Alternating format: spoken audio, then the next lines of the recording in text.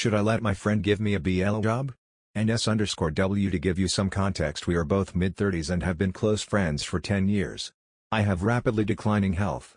I am probably not going to live longer than a year. Due to my health, I rarely get out of the house and haven't had any S_actual activity for years. My friend asked one day via text what I miss the most and I said BL jobs, half jokingly. She replied that she'd give me one. I replied and said only if she was sure and it wouldn't change our close friendship. She said it would be okay. However, the few times it's come up in text conversation she said we can do it but doesn't reply to my dates and times. I've left it and she has brought it up a few more times but we never organize it. I don't want to jeopardize my friendship with my friend for the sake of a BL job. I don't want her to do it out of guilt for my situation either. Don't ask for it again. Just let it happen. She probably wants it to be somewhat spontaneous versus it being like a clinic appointment. Instead of asking if she wants to swing by at 8:30 p.m. to blow you, ask her if she wants to come watch X movie, and have a drink. Let the S_X stuff just occur naturally from there. Yeah, hey, wanna come over and suck me? I can do Thursday at 2 p.m. Isn't exactly S_I. It's already a S_actual favor. It would be weird to make it so scheduled. My man over here trying to schedule an actual D_ake appointment. I was laughing until I realized this is how I have been scheduling S_I time stuff with every partner for years. Lamau. I guess when people live hours away or have jobs that take up a lot of their time we kind of have to, but I was really like oh S_hit, bet me. Me and my girl sometimes schedule S_X if it's been a while because we've been busy. We look at our schedules, find a window, and go to town. We try and make it happen on a weekend morning during these times. Married couples with kids are probably reading this thread wistfully, then calling the babysitter. We never had a problem. Sure, no more banging her on the kitchen counter or dinner table, but mom and dad might have some sudden private business they needed to attend to in the bedroom. With the door locked. My wife was never much into moaning, she is more of throaty oh god, yes. Don't stop. Kind of gal, and prefers doggy anyways, so easy enough to bury her face in the pillows to mute her sounds of pleasure. So no need to worry about the kids figuring out our urgent business, she wants to help and your health is declining. Enjoy the simple pleasures buddy, make the most of it. Just don't get weird about it after. I would definitely get weird after it. Yeah, I'd get weird about it too. Just find a professional S_X worker to blow you, and keep the friendship undefiled. Undefiled, that's a little dramatic, don't you think? Friends can have S_X, it only gets weird after if you make it weird. I'm sorry dude. She seems like a great friend, and might just be conflicted. Let her know she doesn't have to, you won't resent her either way. That relief of pressure might help her a ton. Hey, I don't know about your friend and's your relationship, but if you really have some months/years to live only, and miss so much S_actual things, I'd consider paying escorts if you can afford it. I mean, there are quality and respectable ones and at least you'll have no worry about anything past the S_actual act. Years ago, when I was going through a dry spell, I did just this and was contacted by the state police. The escort was a female police officer. In my original note to the escort, I was quite descriptive in where I was, what was going on with me, and how lonely I was. The female officer felt bad for me, was very kind, but also gave me a warning that next time, I'd be fully charged.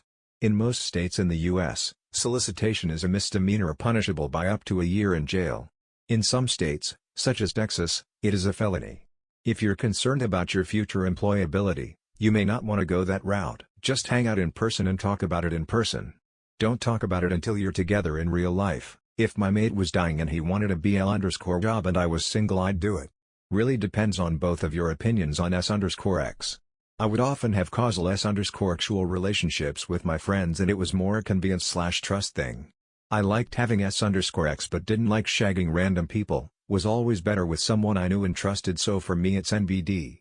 Sorry about your health, did this for a high school friend. He was 17 and a virgin and wasn't expected to live much longer. They diagnosed his rare blood disorder. Had a bone marrow transplant and now after 8 years, we're married.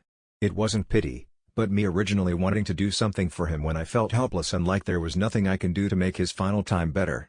But don't become possessive of her or expectant afterwards. Treat it as a one-time thing unless she makes it clear that it's not. This is actually a very heartwarming mini story, hugging face. Invite your friend over but don't say for a BL_job. Let it happen naturally. If you say come over to give me a BL_job then your friend will be put off. Obviously your friend wants to give it to you but doesn't want to feel like they are being called over for one thing. I'm sorry for your predicament. Your friend sounds like a good person who loves you dearly and wishes she could help, but isn't organically drawn to blow you or it would have happened. And while a mercy blowy is nice enough in theory, I'd forget it with her and never mention it again, possibly graciously declining if she mentions it as well. The reason is simple, there aren't that many great friends who love us, and when your time comes to leave you'll want to see uncomplicated love in the faces of those closest to you, not a possibly uncomfortable twist in the mind of someone who obviously cares deeply for you. I'd post a Hail Mary on dating sites. There are likely people who jump at the chances they find a certain romance in the situation. And if your friend comes around and enthusiastically tries to seduce you one night, go for it. But if you see hesitation or it seems like a struggle for her, take the high road. Die with as few regrets as possible and without risking a beloved friend feeling a preventable twinge of awkwardness as a footnote on your legacy. But it's your life and you're still living it, so good luck in the quest and peace on your journey. I think she wants to but is also worried about your health and how it's going to impact it and doesn't want you to think it's a pity. BJ, we're in the middle of it. You stop her and tell her you can't do this. Fix the grammar for anyone struggling to read it like I was. Lol. Wow, this is just a wild assumption. You have no idea if this is her reaction at all from Op's post. It sounds like you hope this is her reason for responding that way.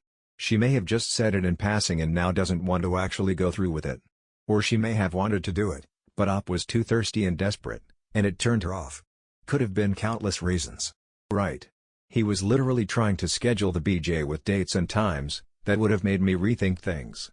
Yes, it's a S_actual favor that she offered, but it should still be done at her pace, if she even still wants to. I suspected this too as soon as I heard his thirsty-sounding scheduling attempts. Nothing against a man with needs, but it rarely works when you overtly display them without any tact. Op's best bet was prob. To wait for a normal friendship activity, and casually suggest it. Instead of trying to schedule it like a call girl or something. Plus, jokingly saying blowjobs when asked what he missed the most. Maybe that really flies as a joke with their friendship dynamic, but it read to me as extremely desperate. Don't bring it up again. If she wants to do it, she will find a way to do it for you. Also, if she brings it up, listen intently to the tone of her voice. You'll know if she wants to do it out of guilt or if she wants to do it because you're dying. I would believe the chances are that she has had a crush on you for years and she's nervous about it because she wants to, but you're also dying, and that can be a bit of a hang you owe for a lot of people. I'm sorry you're in this situation. Gotta be rough. Internet hugs, man. There is definitely a chance it will change your relationship, even if neither of you want it to. I had a really good female friend. We would hang out and talk until the wee hours of the morning. I felt totally comfortable with her. We slept in the same bed, but there was never any tension. Then, about a year into the relationship, she made a move and I asked, will this impact our relationship, because it is more important than S_X to me? She said it would not. It didn't. I regret that decision.